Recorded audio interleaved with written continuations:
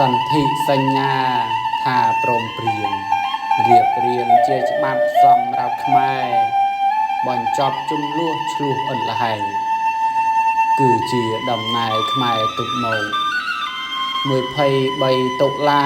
ឯកសារជួយឆ្នាំ91ត្រួយពន្លកឯរាជាធិបតីថ្មីបានជ្រោកកើតជាជំរុកខ្មែរសន្ធិសញ្ញាសន្តិភាព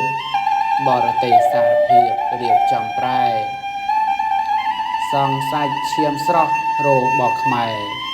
ស្លាប់ច្រើនហូរហែមិន91ច្បាប់នេះអនុវត្តមិនពេញលេញរំលឹកឡើងវិញជាជំនួយជាច្បាប់ឱសថខ្មែរផុតព្រួយជាផ្លូវស្ដារជួយប្រជាធិបតេយ្យពលរដ្ឋកសិកម្មដាំធនធានចេះច្បាប់នេះមានគុណតម្លៃទៀមទាប្តឹងទៅម្ចាស់ហត្ថលេខីឲ្យគោរពនៃពាក្យសន្យាឈាមសាច់រាជខ្មែរដែលលះបង់បរទេសត្រូវសងកសាងស្ដារកម្ពុជាជាថ្មី